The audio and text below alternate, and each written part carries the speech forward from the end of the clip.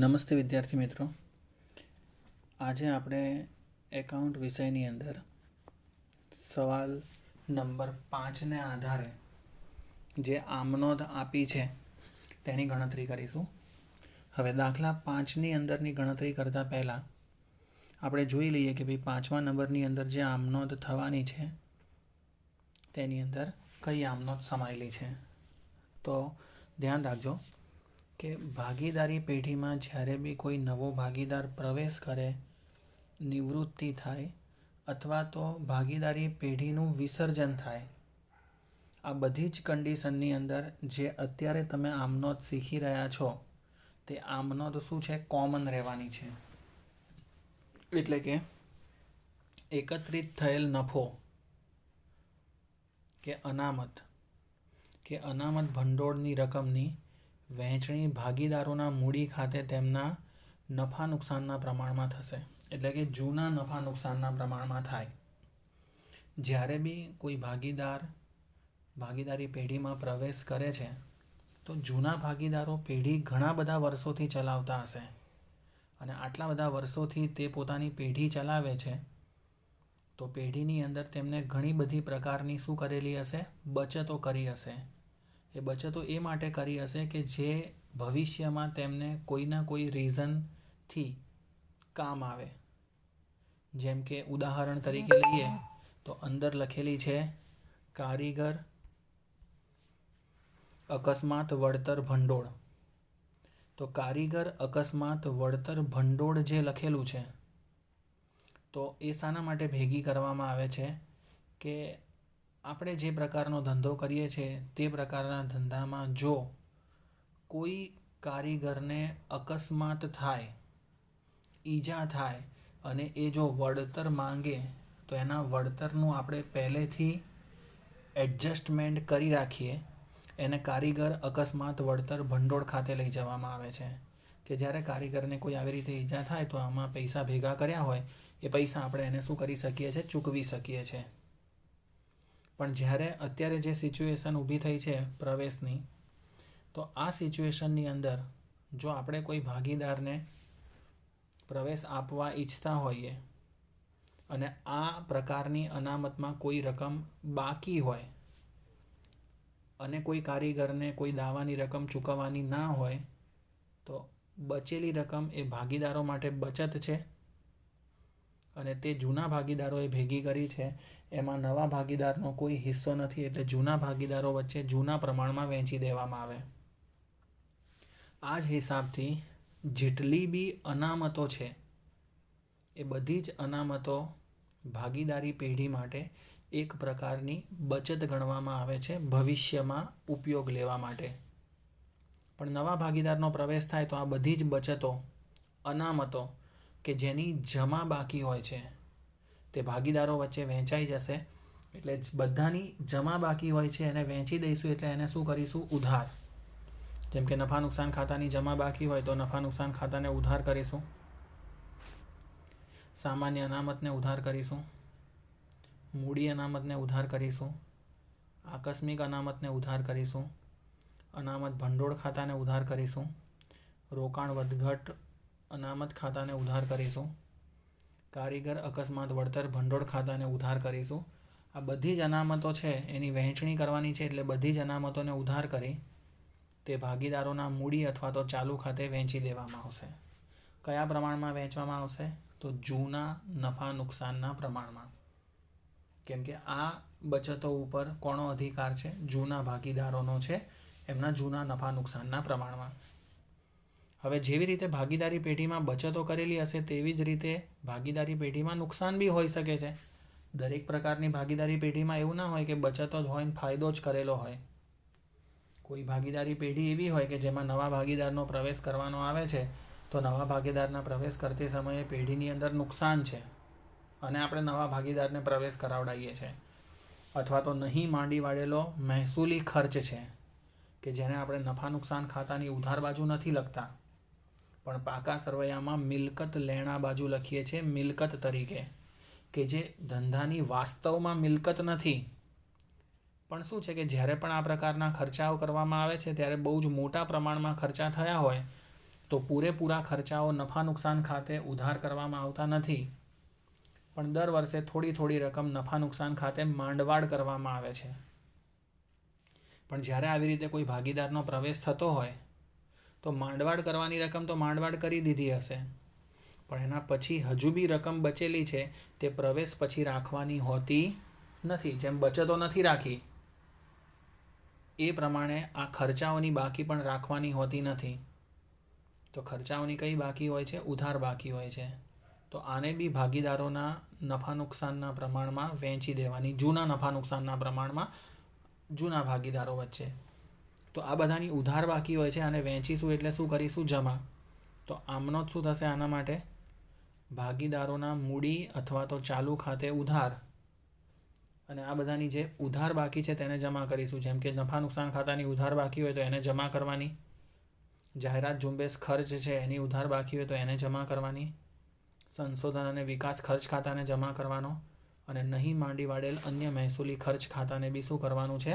જમા કરવાનું છે. હવે દેખો, આના રિલેટેડ જ આપણને દાખલો આપેલો છે, દાખલા નંબર 5. ચોપડીની અંદર તમે નીકાળી દો સ્વાધ્યાય 5નો દાખલા નંબર 5. પ્રશ્ન 5 કરીને લખેલું હશે. પ્રશ્ન 5 કરીને લખેલું છે. પ્રશ્ન વાંચું છું, તમે ચોપડી ઓપન કરી દો એટલી વારમાં. ચોપડી ઓપન કરીને 5મા નંબરનો દાખલો નીકાળો. રકમમાં ધ્યાન રાખજો, હું રકમ વાંચી રહ્યો છું. તો પ્રશ્ન 5, આર અને જે 2:3ના પ્રમાણમાં નફો નુકસાન વહેંચતા ભાગીદારો છે. તેઓ 1/6 ભાગે બીને નવા ભાગીદાર તરીકે દાખલ કરે છે. એટલે પહેલાં 2 ભાગીદારો હતા, આર અને જે. એમનું જૂનું નફા નુકસાનનું પ્રમાણ કેટલું છે? 2:3. હવે તે નવા ભાગીદાર બીને દાખલ કરે છે અને કહે છે કે ભાઈ તને નફામાં 1/6 ભાગ આપીશું. પણ એને જ્યારે ભાગીદારી પેઢીમાં નવા ભાગીદાર તરીકે પ્રવેશ આપે છે એ વખતે કે બીના પ્રવેશ વખતે આર અને જેના ચોપડે નીચે મુજબની બાકીઓ હતી. હવે આ બાકીઓમાંથી અનામતો હોય અને ખર્ચાઓ કે નુકસાનની બાકી હોય, જે હમણાં આપણે ઉપર જોયું, તો એ ભાગીદારોના મૂડી ખાતે અથવા તો ચાલુ ખાતે શું કરી દેવી પડે? વહેંચી દેવી પડે. તો દેખો કઈ કઈ બાકી લખેલી છે. તો સામાન્ય અનામત ખાતાની બાકી લખી છે. તમે ચોપડીમાં લખી કાઢજો તમારે કે સામાન્ય અનામત લખ્યું છે. તો સામાન્ય અનામત ખાતાની કઈ બાકી હોય? જમા બાકી હોય. એ બચત છે, એ ભાગીદારો વચ્ચે વહેંચી દેવાની છે. કામદાર વળતર અનામત 6000 રૂપિયા લખી છે. તો કામદાર વળતર અનામત બી અનામત છે, એની બી જમા બાકી હોય. રોકાણ વધઘટ અનામત, તો એની બી જમા બાકી હોય. જમા લખજો બાજુમાં એટલે આપણને ખબર પડે જ્યારે આપણે વહેંચણી કરીશું ને, તો જમા બાજુવાળી રકમો છે જેને ઉધાર કરી અને ભાગીદારોના જૂના પ્રમાણમાં વહેંચી દઈશું. પછી નફા નુકસાન ખાતું, એની ઉધાર બાકી લખી છે 1600 રૂપિયા. તો ઉધાર બાકી એ લોકોએ લખી કાઢી છે, તમે બી સાઈડમાં લખી કાઢો ઉધાર બાકી. એટલે આ નુકસાન છે એને એ પ્રમાણે વહેંચીશું. એના પછી લખેલું છે આકસ્મિક અનામત 5100. તો આકસ્મિક અનામત બી એક પ્રકારની બચત છે, એ બી ભાગીદારો વચ્ચે વહેંચાઈ જશે. એની જમા બાકી હોય તો એની સામે લખો જમા બાકી. એના પછી લખ્યું છે ગાલખાદ અનામત 4200 રૂપિયા. તો ગાલખાદ અનામત જે છે એ ધંધા માટે એક પ્રકારનું સંભવિત નુકસાન છે, આ કોઈ બચત નથી, એટલે આને ભાગીદારોની વચ્ચે વહેંચવાની નહીં. તો ગાલખાદ અનામત જ એવી અનામત છે કે જે ભાગીદારો વચ્ચે વહેંચવાની નથી. બાકી બધી જ અનામતો આપણે ભાગીદારોના વચ્ચે વહેંચી દેવાની છે. એના પછી લખ્યું છે જાહેરાત ઝુંબેશ ખર્ચ. ખર્ચ છે તો આને આપણે ભાગીદારોના મૂડી ખાતે વહેંચી દઈશું, પણ આની ઉધાર બાકી હોય. તો જાહેરાત ઝુંબેશ ખર્ચ પછી લખી કાઢો ઉધાર બાકી છે 3400 રૂપિયાની. હવે અનામતોની બાકીમાં જેમાં તમે જમા લખેલું છે, હવે આપણે એને રિલેટેડ આમનોંધ લખી રહ્યા છે, એટલે તમારે પરીક્ષામાં બી આ પ્રમાણે લખવાનું જો આમનોંધ પૂછે તો. આર અને જેની પેઢીની આમનોંધ. પહેલી આમનોંધ. તો પહેલી આમનોંધમાં શું લખીશું? બધી જ અનામતોમાં દેખો 4 અનામતો થઈ ટોટલ. ચોપડીમાં જોજો, જેમાં સામે તમે જમા લખેલું છે. સામાન્ય અનામત, કામદાર વળતર અનામત, રોકાણ વધઘટ અનામત, આકસ્મિક અનામત. એટલે આ 4 અનામતો થઈ. આ 4 અનામતો આપણે ભાગીદારોની વચ્ચે વહેંચવાની છે. અનામતોની હંમેશા જમા બાકી હોય. અનામતોની હંમેશા કઈ બાકી હોય? જમા બાકી હોય. એને આપણે વહેંચીશું એટલે ઉધાર કરીશું. કોઈ બી વસ્તુને વહેંચવી હોય ને તો એની જગ્યા બદલાઈ જાય. એટલે જ્યાં હોય ત્યાંથી એની જગ્યા બદલાશે. અત્યારે જમા છે, એની જગ્યા બદલાશે એટલે ઉધાર થશે. તો દેખો આમ નોંધમાં હવે જે જવાબ લખેલો છે, સામાન્ય અનામત ખાતાની જમા બાકી ચોપડીમાં 7,000 છે. વહેંચીશું એટલે સામાન્ય અનામત ખાતે ઉધાર કર્યું 7,000. એના પછી કામદાર વળતર અનામતની દેખો ચોપડીમાં તમે 6,000 જમા બાકી લખી છે. તો કામદાર વળતર અનામત ખાતાને ઉધાર કરીશું કેટલા રૂપિયાથી? 6,000થી. તેના પછી ત્રીજા નંબરમાં લખ્યું છે રોકાણ વધઘટ અનામત. એની બી જમા બાકી છે 1,900 રૂપિયા. તો રોકાણ વધઘટ અનામત ખાતાને બી ઉધાર કરીશું 1,900 રૂપિયા. નફા નુકસાનને જવા દો.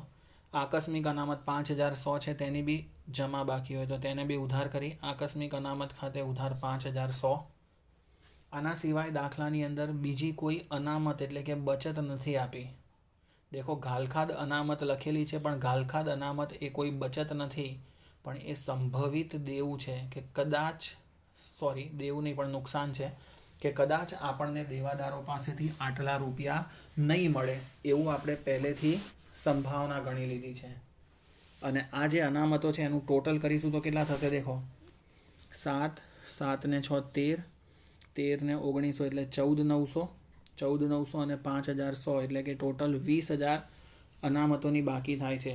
જે જૂના ભાગીદારો વચ્ચે તેના નફા નુકસાનના પ્રમાણમાં વહેંચીશું તો ચોપડીમાં જુઓ નફા નુકસાનનું પ્રમાણ આર અને જેનું કેટલું છે? 2:3. તો 20,000ને 2:3ના પ્રમાણમાં વહેંચીશું અને ભાગીદારોના મૂડી ખાતાને જમા કરીશું. તો તે આરના મૂડી ખાતે જમા અને તે જેના મૂડી ખાતે પણ જમા. હવે 20,000ને 2:3ના પ્રમાણમાં વહેંચીશું એટલે કેટલા આવશે? 8,000 અને 12,000. તો આખી આમનોંધ કેવી રીતે થશે? સામાન્ય અનામત ખાતું ઉધાર કર્યું 7,000, કામદાર વળતર અનામત ખાતે ઉધાર કર્યા 6,000, રોકાણ વધઘટ અનામત ખાતે ઉધાર કર્યા 1,900, આકસ્મિક અનામત ખાતે ઉધાર કર્યા 5,100 અને આ બધી જ અનામતો જેની જમા બાકી હતી એને ઉધાર કરી દીધું.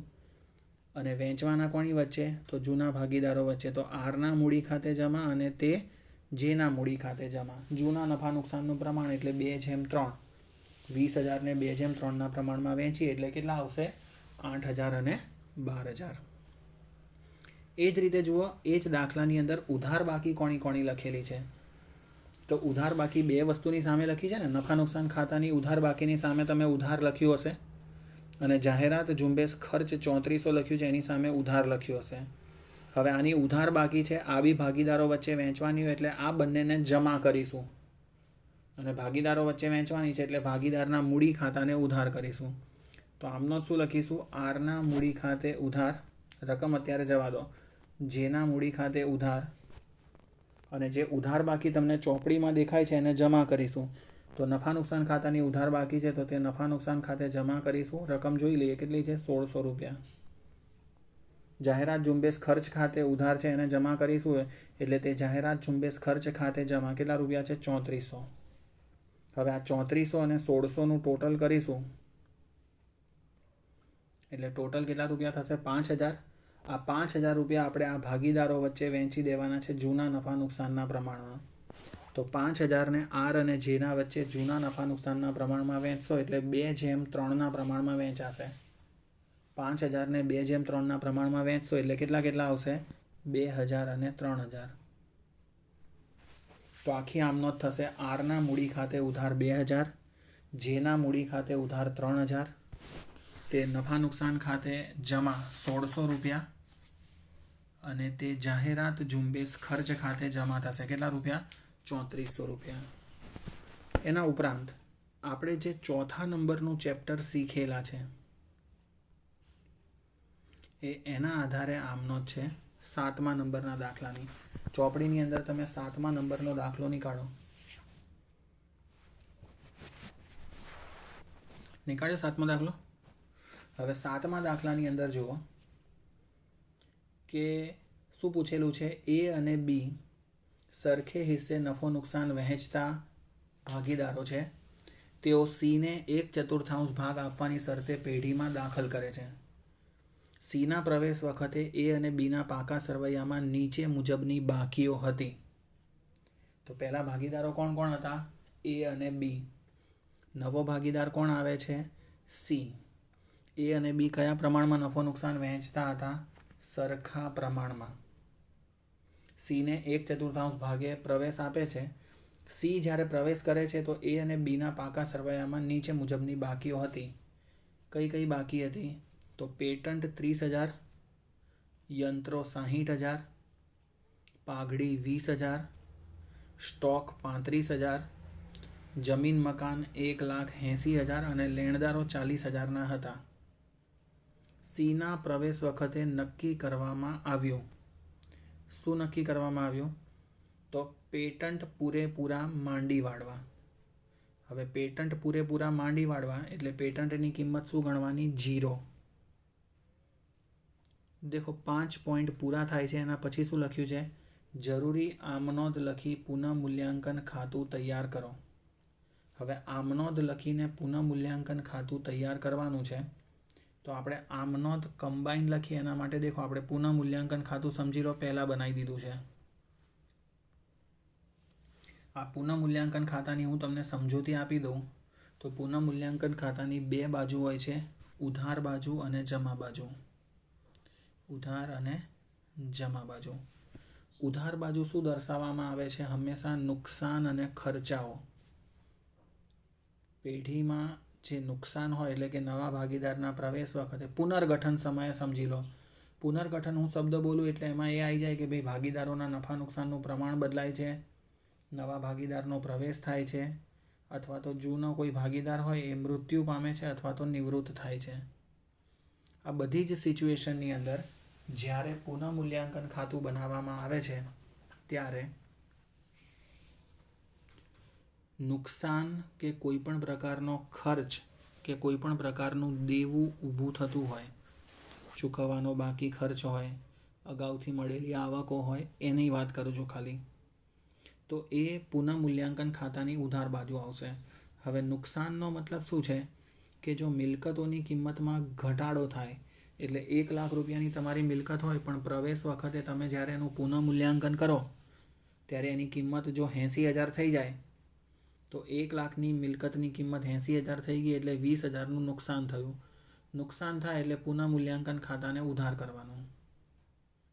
તે જ પ્રમાણે જો દેવામાં વધારો થાય, આપણે સરકારને કરવેરાની ચૂકવણી કરવાની છે, સમજી લો 50,000 રૂપિયા આપણે ધારીને રાખ્યા છે અને આપણે ચોપડામાં 50,000 લખી કાઢ્યા. હવે સરકારે આકારણી કરી અને એ કહે છે કે ભાઈ તમારે ટેક્સના 50,000 નહીં 60,000 ચૂકવવાના છે. મતલબ દેવું વધ્યું ને. આપણે તો એવું વિચાર્યું હતું કે પહેલાં આપણે કરવેરા પેટે સરકારને કેટલા ચૂકવવાના છે? 50,000. હવે કેટલા ચૂકવવા પડશે? 60,000. એટલે 10,000 રૂપિયાના દેવામાં શું થયો? વધારો થયો. દેવામાં વધારો થયો છે એટલે નુકસાન થયું કહેવાય. અને જ્યારે બી નુકસાન થાય ત્યારે પુનઃ મૂલ્યાંકન ખાતાને ઉધાર કરવાનું. એ જ પ્રમાણે એનાથી ઓપોઝિટ જો ફાયદો થાય, નફો થાય, ઉપજ થાય તો પુનઃ મૂલ્યાંકન ખાતાને શું કરીશું? જમા. જે રીતે મિલકતની કિંમત ઘટી છે એમ અમુક મિલકતોની કિંમત વધતી બી હોય.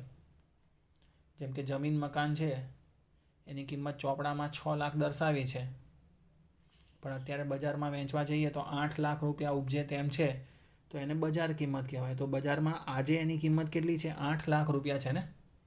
ચોપડામાં ભલે 6 લાખ લખ્યા હોય પણ આજે બજારમાં વેચવા જઈશું તો 8 લાખ ઉપજશે. એનો મતલબ છે કે ભાઈ 2 લાખ રૂપિયા આપણી મિલકતની કિંમતમાં વધારો થયો. અને મિલકતની કિંમતમાં વધારો થાય તો પુનઃ મૂલ્યાંકન ખાતાને હંમેશા શું કરવાનું? જમા કરવાનું. એના ઉપરાંત કોઈ પણ પ્રકારની આવક થાય તો બી પુનઃ મૂલ્યાંકન ખાતું જમા કરો. જેમ ઘાલખાદના રૂપિયા પરત મળી જાય. તેના ઉપરાંત દેવામાં ઘટાડો થાય કે કોઈ આપણી પાસે પૈસા માંગતું હોય પણ જ્યારે આ રીતે પ્રવેશ વખતે આપણે પુનઃ મૂલ્યાંકન કરી રહ્યા છે તો કોઈ લેણદાર આપણને એવું કહે કે ભાઈ ચાલો ભાઈ મારે લાખ રૂપિયા લેવાના છે ને એમાંથી 5,000 ના આપતા ચાલશે, મને 95,000 જ આપજો. તો લેણદારો એટલે કે દેવું ઓછું થયું અને દેવું ઓછું થાય એટલે આપણને ફાયદો થયો અને ફાયદો થાય એટલે પુનઃ મૂલ્યાંકન ખાતે જમા. એના ઉપરાંત પુનઃ મૂલ્યાંકન ખાતાની જમા બાજુ શું આવશે? અગાઉથી ચૂકવેલા ખર્ચા અને મળવાની બાકી આવકો એ બી પુનઃમૂલ્યાંકન ખાતાની જમા બાજુ આવે. તો 4 વસ્તુ ઉધાર બાજુ અને 4 વસ્તુ જમા બાજુ. 4 વસ્તુ ઉધાર બાજુ કઈ છે? નુકસાન. કયું નુકસાન છે? તો મિલકતની કિંમતમાં ઘટાડો અને દેવામાં વધારો. મિલકતની કિંમતમાં ઘટાડો અને દેવામાં વધારો. એના ઉપરાંત ચૂકવવાના બાકી ખર્ચા અને અગાઉથી મળેલી આવકો. આ 4 વસ્તુ પુનઃમૂલ્યાંકન ખાતાની ઉધાર બાજુ આવે. જમા બાજુ શું આવશે? ફાયદો. તો ફાયદા કયા કયા? તો મિલકતની કિંમતમાં વધારો થાય તો ફાયદો થયો, તો પુનઃમૂલ્યાંકન ખાતાની જમા બાજુ. દેવામાં ઘટાડો થયો તો ફાયદો થયો, પુનઃમૂલ્યાંકન ખાતાની જમા બાજુ. મળવાની બાકી આવક છે, આવક થવાની છે, ફાયદો, પુનઃમૂલ્યાંકન ખાતાની જમા બાજુ. અને કોઈને ખર્ચા આપણે અગાઉથી ચૂકવેલા હોય તો તેને બી પુનઃમૂલ્યાંકન ખાતાની કઈ બાજુ લખીશું? જમા બાજુ. તો આ રીતે પુનઃમૂલ્યાંકન ખાતું બનેલું છે. તો દાખલા નંબર 7ની અંદર પહેલી એન્ટ્રી જુઓ, પેટન્ટ પૂરેપૂરા માંડી વાળવા. હવે પેટન્ટ જે છે આપણા ધંધાની અદ્રશ્ય મિલકત છે. હવે મિલકત 30,000 છે, પેટન્ટ દેખો ઉપર રકમમાં. હવે પૂરેપૂરા માંડી વાળવા એનો મતલબ શું છે? પેટન્ટની કિંમત શું ગણી કાઢવાની છે? 0. હવે 0 ગણી કાઢશો એટલે પેટન્ટની કિંમત 30,000 છે ચોપડામાં, અને એની કિંમત હવે આપણે 0 ગણવાની છે. એટલે પેટન્ટ આપણે માટે મિલકત છે, મિલકતની કિંમતમાં ઘટાડો થયો એટલે પુનઃમૂલ્યાંકન ખાતાને શું કરીશું? ઉધાર. એટલે દેખો અહીંયા લખ્યું છે પુનઃમૂલ્યાંકન ખાતાની ઉધાર બાજુ પેટન્ટ ખાતે 30,000. પેટન્ટની કિંમતમાં 30,000નો શું ઘટાડો થયો. તે જ રીતે સેકન્ડ નંબરની એન્ટ્રીમાં લખેલું છે જમીન મકાનની કિંમતમાં 20% વધારો કરવો. તો દેખો જમીન મકાન કેટલા રૂપિયાના આપેલા છે? તો ચોપડીમાં જમીન મકાન લખેલા છે 1,80,000ના. હવે 1,80,000ના જમીન મકાનની કિંમતમાં 20%નો વધારો થયો એટલે 1,80,000ના 20% 36,000 થાય. હવે 36,000 રૂપિયા જમીન મકાનની મિલકતમાં વધારો થયો છે એટલે લખવામાં આવશે જમીન મકાન ખાતે 36,000 પુનઃમૂલ્યાંકન ખાતાની જમા બાજુ. તો પુનઃમૂલ્યાંકન ખાતાની જમા બાજુ લખવામાં આવશે જમીન મકાન ખાતે 36,000, કેમ કે જમીન મકાનની કિંમતમાં વધારો થયો એટલે ફાયદો થયો કહેવાય. ત્રીજી એન્ટ્રી છે યંત્રોની કિંમત 60% સુધી ગણવી. 60% સુધી ગણવી એટલે 60% કિંમત હવે યંત્રની રહેશે એટલે ડિફરન્સની 40% રકમ ઘટી જશે. કોઈ પણ વસ્તુની કિંમત જે હોય એ હંમેશા કેટલી હોય? 100% હોય. જ્યાં સુધી રાખવાની કહેશે એના ડિફરન્સની રકમ ઘટી જશે. તો યંત્રોની કિંમત 60% સુધી જ ગણવાની હવે. એટલે બજારમાં વેચવા જઈશું ને તો 60% સુધી જ ઉપજશે. તો દેખો યંત્રો લખેલા કેટલા રૂપિયાના છે? 60,000ના છે.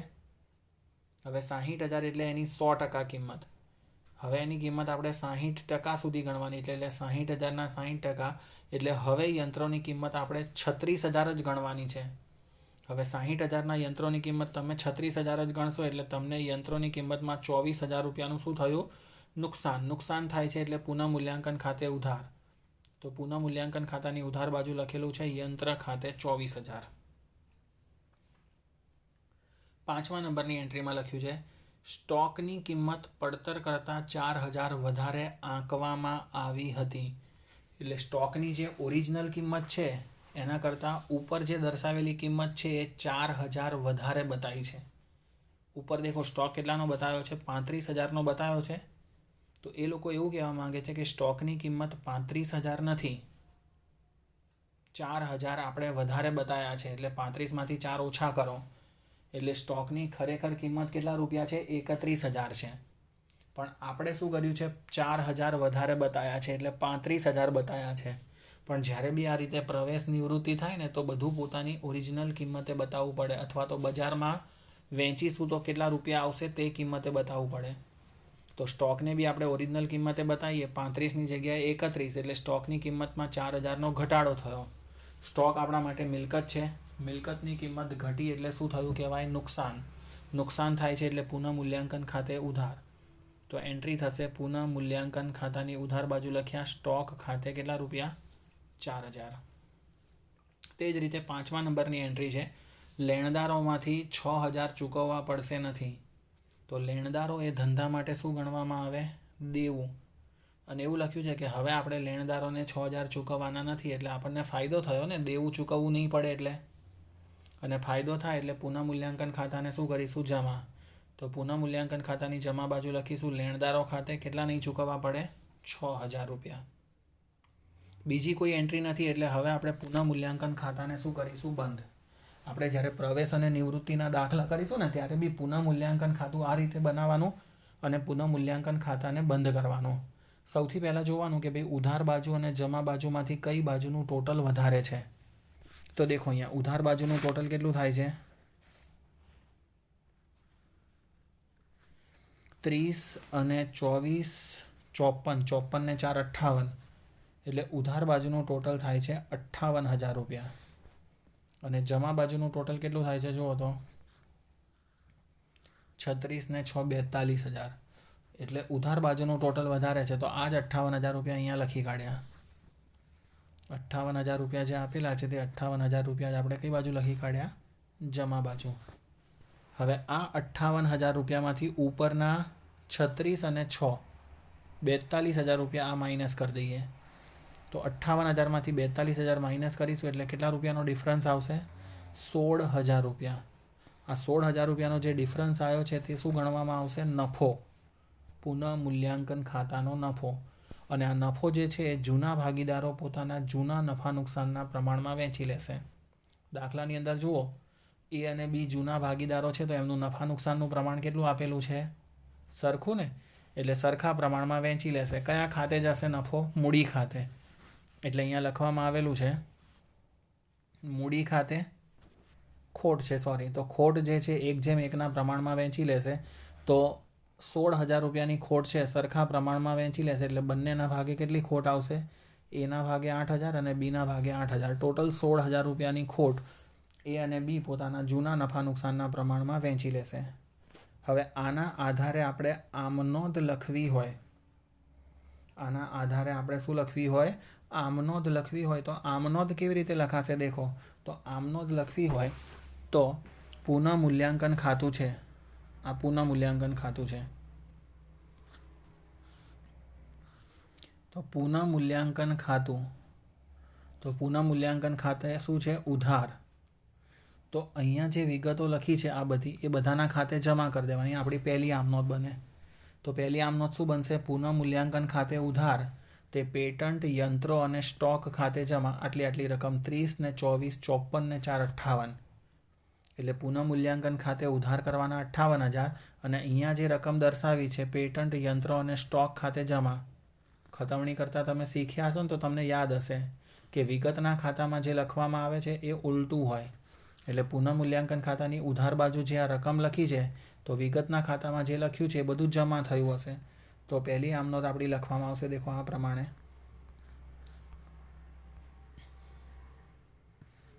પુનઃમૂલ્યાંકન ખાતે ઉધાર 58,000 રૂપિયાનું નુકસાન ટોટલ તે પેટન્ટ ખાતે જમા એટલે પેટન્ટની કિંમત 30,000 ઘટી ગઈ.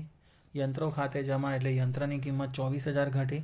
અને સ્ટોક ખાતે જમા એટલે સ્ટોકની કિંમતમાં 4,000નો ઘટાડો થયો.